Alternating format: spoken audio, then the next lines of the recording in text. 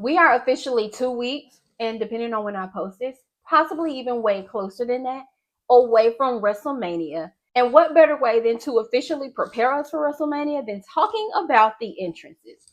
Now, in a separate video, once the new stage is designed, I'll go through some of my favorite WrestleMania set designs. But in this one, we're going to talk about entrances. With Mania being the grandest stage of all, it is the time when people bring it. It is the time to show who you really are, what your character is about, and wow the audience. Truthfully, the entrances is one of my favorite parts. It's always something spectacular, something extra, something that adds just a little bit more to this character that you've loved for so long, and now you see them in broad daylight. And with it being Triple H's 30th anniversary and him officially going into the Hall of Fame as a singles competitor, I figured why not do a full video about Mania entrances? And if you're wondering why I talk about Triple H, it's because he has some of my all-time favorite moments. I'm not gonna lie to you. Most of this list will be Triple H entrances.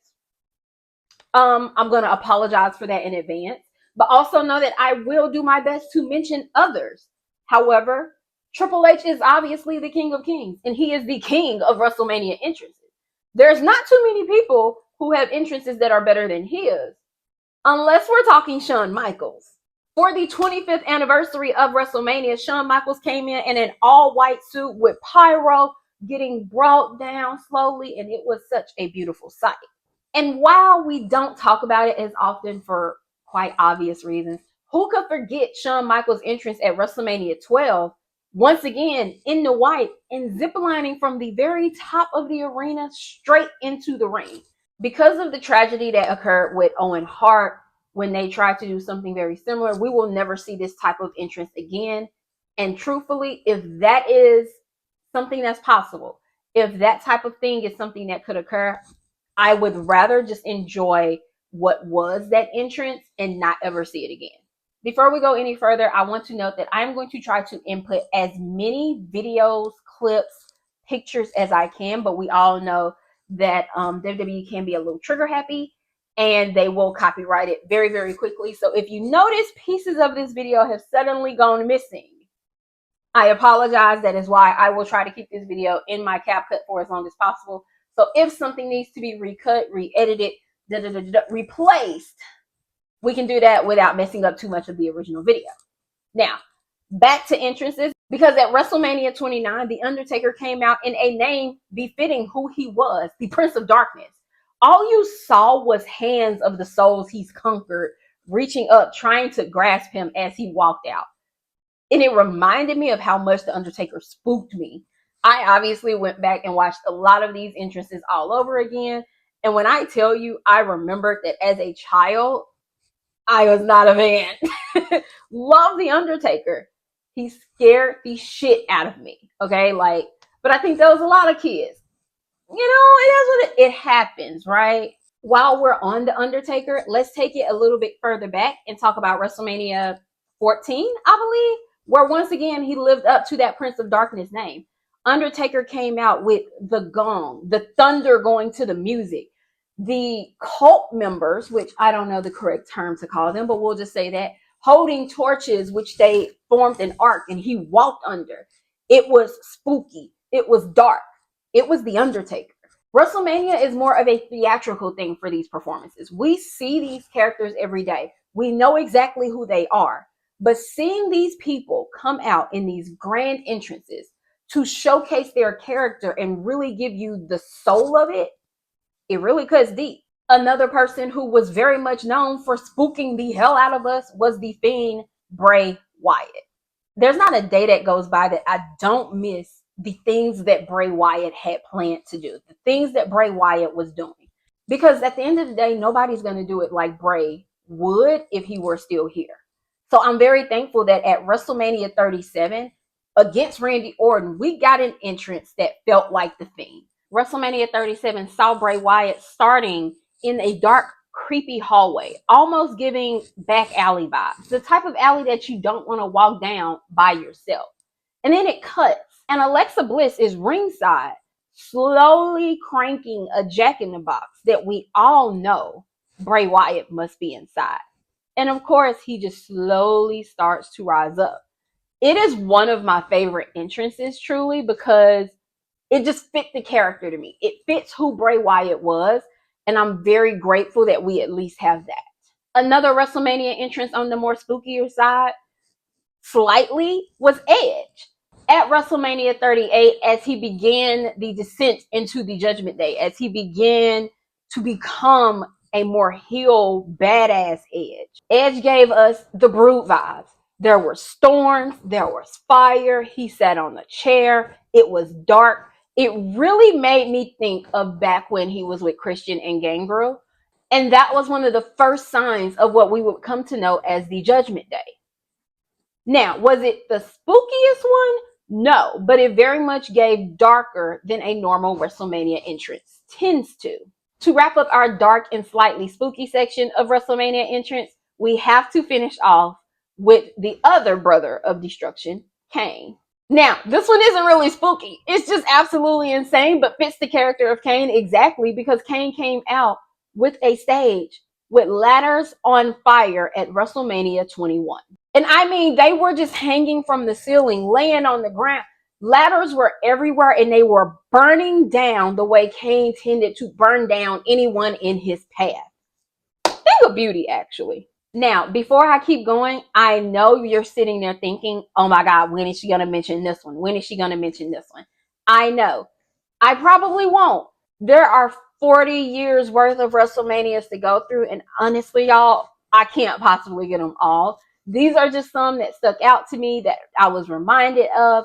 So if I missed something that you really, really enjoyed, make sure you drop it down in the comments so I can check it out and see if it deserved to be on this list. Who knows? We might get a part two. Now, we have some people that like to make a grand entrance in a different way. Charlotte Flair entered WrestleMania the way champions should at WrestleMania 35, not by car, but by helicopter. Charlotte arrived on the roof of the helicopter and switched from a leather jacket, more fitting for a helicopter ride, into something not fitting for a helicopter ride, which is a beautiful purple Flair robe that both her and her father, the Nature Boy Ric Flair, are very well known for it. Charlotte isn't the only one who wanted some attention brought to her from an entrance, though. At WrestleMania 23, John Cena didn't arrive by car normally. He didn't park the car and walk in. John Cena drove, I believe, a Mustang as if he was on a NASCAR track or a street race and drifted his way all through the garages before driving straight through a glass WrestleMania sign and coming out in the crowd. That is how you make an entrance.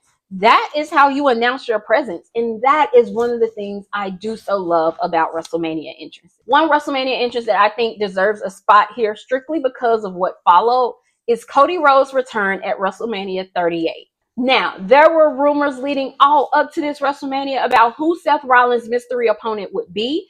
And there was rumors that Cody Rhodes was, in fact, coming back to WWE. But I will never forget hearing that wrestling has more than one royal family, the beat drop, and Cody Rhodes being brought to the top as the music plays. Kingdom has become one of my favorite theme songs over the years.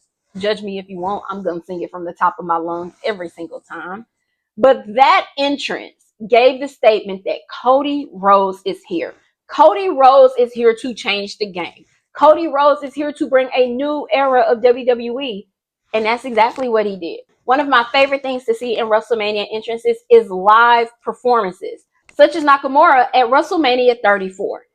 We all loved Nakamura's original theme.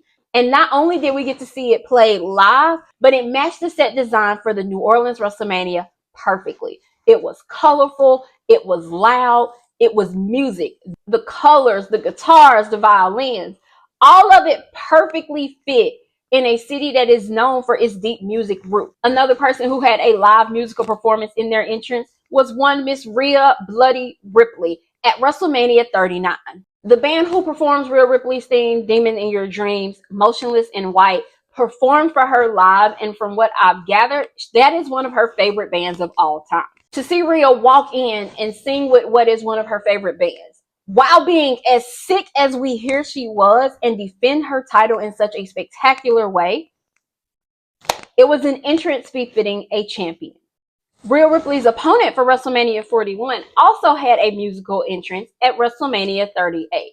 Bianca Belair entered with Texas Southern University's band, playing her theme to the ring as she went on to defeat Becky Lynch and win the Women's Championship. Now, WrestleMania 39 also had some of my favorite entrances because Bianca Belair again went to the ring, but she was escorted to the ring by the Divas of Compton, these tiny little babies dancing their butts off with the EST of WWE. Another Mania 39 entrance that I absolutely adored was Dominic Mysterio. The youngest and newest of the Mysterios did not arrive alone, but he arrived with a posse. That was not Judgment Day. Dominic Mysterio was escorted to the ring by California corrections officers in handcuffs. It fit the story that he was coming into. It fit the Dirty Dumb and him being locked up around Christmas time after assaulting his father. And I just think that it made a statement. It was a great way for Dom to enter WrestleMania. I believe that was Dom's first entrance at WrestleMania by himself as a singles competitor, and it made the exact statement that he was looking for. Dirty Dom is here, and he will be taking over. And hopefully he's capturing gold sometime Mania weekend. Now that I've gotten everybody else out the way, it's time we talk about the King of Kings. Triple H has his 30th anniversary this year, and why would I not focus in on some of his favorite Mania entrances? For those of you who are new to my channel, Triple H is my GOAT. I absolutely adore that man, and one of my biggest regrets is that I will never get to see him wrestle live. But that's okay because I prefer him being safe than anything else. Over the years, I've been collecting favorite Triple H entrances like Infinity Stones. And there's so many to choose from. It really was hard. And even now, I'm still trying to narrow my list down so that I don't take up all of y'all's time just talking about Triple H. Because I could keep us here if you want me to. You don't? All right, let's go. One of Triple H's favorite things to do is enter with a band. And I told y'all, I love a good live performance. WrestleMania 14 seen Triple H enter with Chyna to the DX band playing the DX theme. D-Generation X was such a time, and I'm so glad that I grew up as a child watching that era because it's just fun, okay? It was just fun. We've seen Triple H with the band Motorhead twice, who sing the game theme song at WrestleMania 17 and 21. And if you make me pick, I would pick 21 as my favorite just because we actually saw Triple H with the band for a little bit. I just thought that was a little more fitting. Now, if you ask me, it's the next few Manias where Triple H steps it up a notch, where Triple H begins to set the tone for what a WrestleMania entrance truly should be.